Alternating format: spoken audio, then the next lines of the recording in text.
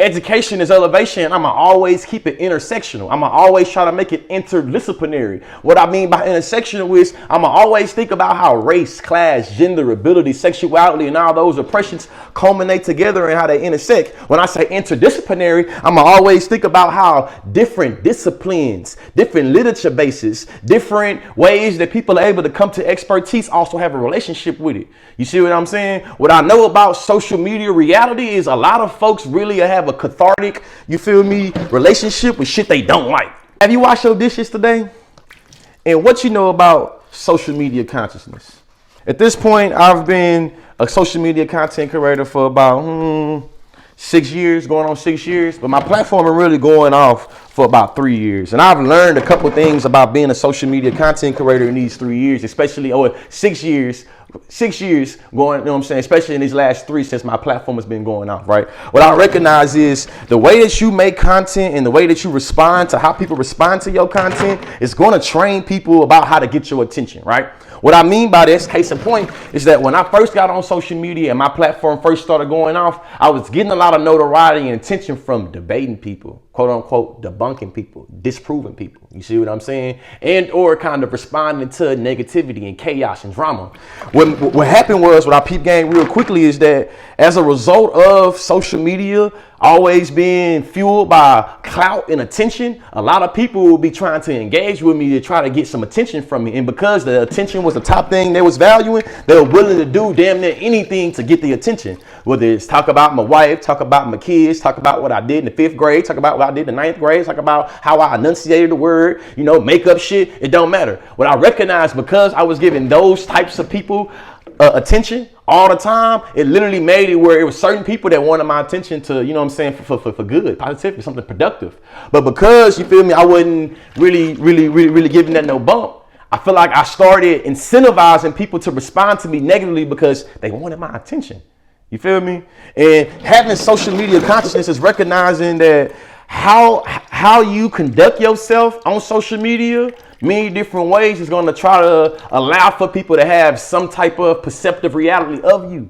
You know what I'm saying? And in social media consciousness is about recognizing that the way our reality is developing and the way that's transcending right now, social media, man, this part right here got a, you know what I'm saying? Like, man, what I played in this part right here, take a lot to get out of that. You know? Social media is becoming so influential to our life where it's hard to differentiate reality from social media. Where we're able to see that, you know, this microwave behind me, you feel me, or a TV, or you feel me, a car is starting to have the internet infused in it. And what we recognize in terms of social media consciousness is a lot of what happens in virtual reality starts to spill over into material reality, and it starts to make it where folks become lost in the sauce.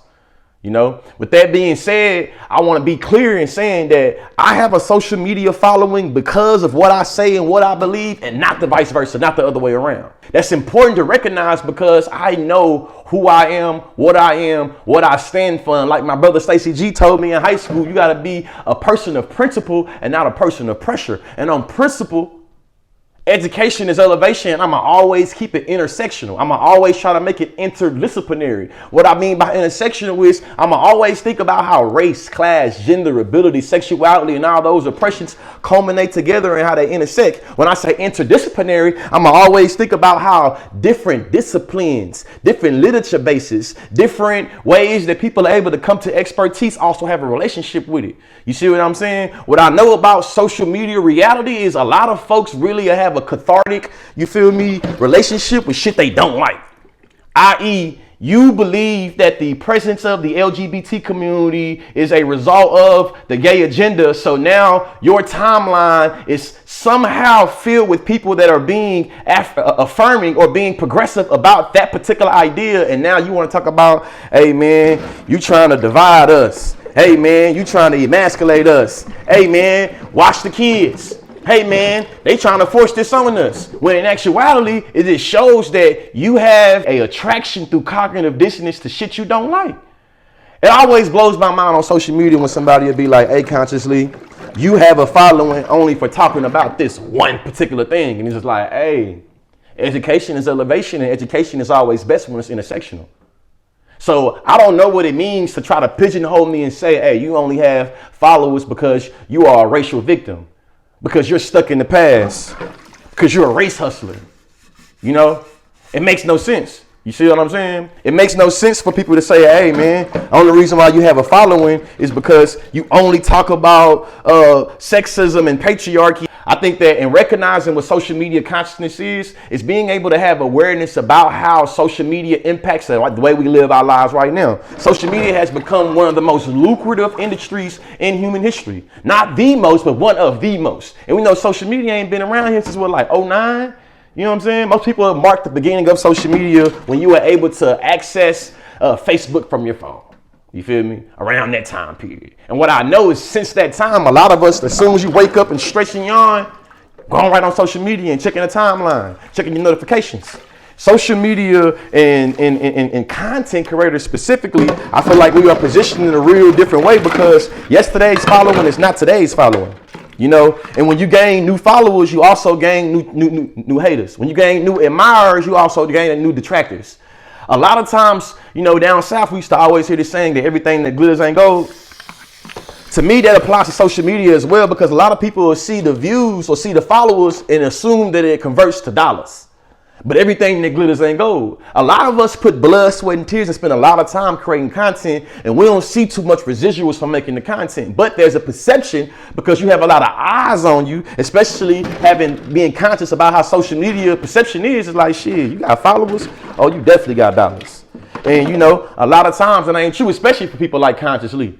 You see what I'm saying? But it's important to still think about how, hey, when you get in social media, it's important to recognize if you want to be a social media content creator, that the first thing that I think that you got to have is a knowledge of self and accept this as a truism and not take it personal. Your biggest supporter is going to be a stranger. If somebody that you know and love is probably going to be your biggest hater. If you can accept that as just being a truism about how capitalism makes us envious of the people around us, and we start seeing success and notoriety as a pie, and you feel like because that person is receiving 3 pieces of pie, that's 3 pieces of pie you can't receive type shit, that makes it where it starts creating envy. You feel what I'm saying? A lot of the shit right now that I'm getting, that people follow me for, I've been saying it for a long time and years, and in my hometown, I was the most discouraged, especially on social media, from talking about what I'm talking about now that make it where a lot of people follow me. You see what I'm saying? My point in that is that a lot of times you got to think about who your audience is. And that's really how you should replace the word algorithm. Replace that word with audience. Don't get me wrong. It's such thing as suppression. You feel me? It's a such thing as being censored. You know what I'm saying? It's those definitely that happens. I'm not negating that at all. I'm not here to say it doesn't happen. What I also acknowledge though is that when you think about the algorithm as being much more of an audience and less of a artificial intelligence, I feel like it gives you more control over how we think about social media consciousness and how we think about how we consume content. What we know in terms of just common sense type shit, if you ingest and consume bullshit, your health is probably going to be bullshit, right? On social media, I will also argue that if you consume a lot of bullshit on social media, you feel me? The way that you express yourself and speak in the way that you think is also going to be consumed with bullshit because it's how it filters through. It's how we digest it. You see what I'm saying? Social media consciousness is about thinking about how our feelings, our emotions, our insecurities, the way that we affirm ourselves, the way we get confidence, how a lot of that shit be influenced through the algorithm. I think about a year and a half ago, I seen this little documentary on Netflix about how the algorithm, you feel me, or how the audience, or how really social media is about psychological manipulation. And about how a lot of the ways how we conduct ourselves on social media was most times show, quote unquote, the algorithm, how to give us, you feel me, content. When things are trending, think about how the algorithm or how you curated what type of space and place you are in terms of audience and how it gives you content. Social media a lot of times reminds me of high school. You feel me? High school was real cliquey, and it was all about niches in many instances. You feel me? The nerds hung with the nerds, the jocks hung with the jocks, comedians hung with the comedians, the cool kids hung with the cool kids, and in many different instances, social media is really just just a small microcosm of how we were able to create in-groups and out-groups in high school. It's really how we do social media. We base it off of class, race, gender, ability, sexuality, attractiveness, likeliness, all that shit, ideology. All those be ways of how we curate communities on social media. If you don't know who you is, social media is a space for you to get lost in the sauce trying to find who you are. I feel like whether you a content creator or you consuming content, as soon as you get on social media, I feel like it's important for you to know where your boundaries is, what you stand for and what you don't stand for. Because that's how folks get found in loopholes and rabbit holes where they just filled with misinformation, or where they taking advantage of your insecurities and your proclivities in a way where it's, you know what I'm saying, playing you, extorting you, exploiting you. You know, social media is really is one of the reasons why social media is one of the most lucrative industries in human history is because how it was able to circumvent promotion and advertising. A lot of times before social media, we promoted and advertised through radio, through commercials. You know what I'm saying? Things like the newspaper. Social media made it where now whether you're trying to sell a product or a service, you know what I'm saying? Whether you're trying to sell educational content or you're trying to sell some content that's a little, you feel me, for adults, you have to have a social media presence. You have to have a social media footprint. You feel me? When you start thinking about how we get jobs, when we start thinking about how we get loans, a lot of us are starting to think about how we are perceived on social media. If you're not conscious about what you're consuming on the internet and how you position on the internet, I think you can be, you know what I'm saying, taken advantage of. You feel me? I ain't never heard the term social media consciousness. I'm currently now writing a book, you know? And me writing this book, there's been a lot of things that's been going on since I've been writing this book, and a lot of times people be expecting me to have some responses to say. Everything don't need consciously voice on it. You feel me? Me and my daddy always go back and forth with this, but I know in many instances my pops is right. Everything, I don't need to give my perspective and my 2 cents about everything. Last week it was some drama that happened on TikTok. And there was a lot of people that was wondering and trying to figure out why I didn't get into it, why I didn't say nothing about it. And shit, I went to, in my little small town, we had one high school. I learned real early how some people want to feel like they involved in what's going on, so they'll chime in. In my little high school, I'm from a country town, there was consequences and repercussions when you when you got in other people's business. You feel me? Though I'm not in the country no more, though I'm not in the hood no more, there were a lot of different survival tactics and hood politics that I carry with me today. On social media, it's always best for you to try to mind the business that pays you or mind the business that minds you, because that's how a lot of times you can find yourself doing shit and making shit that you shouldn't be doing. This is what I know though. Social media can be a good place. It can be a bad place. It's really all about how you respond and how you react to it. You see what I'm saying? It can be a place for you to learn, or it can be a place for you to fall in deep depression. It's up to us to be very conscious about how social media is and account for all of the things that can happen on social media. Whether we're talking about mental health, whether we're talking about promoting and advertising, whether we're talking about social media justice, it's important that we think about how social media is a medium that can be used in various ways, whether we're talking about good or whether we're talking about being bad. This dialogue, from a social media standpoint, I know that black men, straight black men being seen doing domestic work is something that social media isn't used to. And I know it's kind of a pathology that's seen that black men don't do, because we've seen as being lazy ass, irrational, baby making, law, you know what I'm saying, baby making, law breaking ass people. You see what I'm saying? So in my mind, from a social media standpoint, this dialogue is to me creative, because it's supposed to be able to catch your attention from me being a black cisgender man, you feel me, washing dishes, but also thinking about, you know, creating a format. You feel me? Creating a format with an end goal. You know what I'm saying? Hope to be able to one day be able to sell the Dish Dialogue as a concept. You feel me?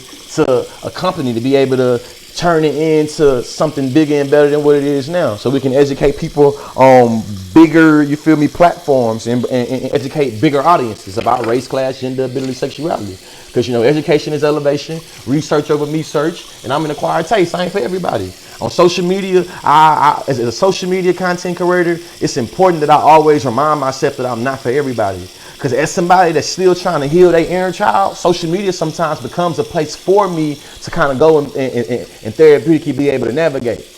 Because I recognize I still got a small child in me that's still trying to heal from all the shit that I've been through, it can be times where you start to look for affirmation and look for validation on the internet that you really don't need. You see what I'm saying? Once I start feeling like I'm making content to be affirmed and validated, and I'm not making content to, you know what I'm saying, to stand on educational truths, I know that I'm starting to be lost in the sauce of what happens in social media and what happens to a lot of content creators. It's the reason why a lot of people build a mass followings and they fall off real fast and real quick, because mental health starts to become diminished through all of the ups and downs and emotions of social media. Some days you can feel empowered and feel like, you know what I'm saying, you can do anything, and other days you can feel depleted and feel hella vulnerable and feel like you don't know what you're doing and feel like you know what I'm saying, you're still figuring it out. And that's just life. But I think social media has these ways of magnetizing how life hit us in the chin, how it hit us in the mouth, how it,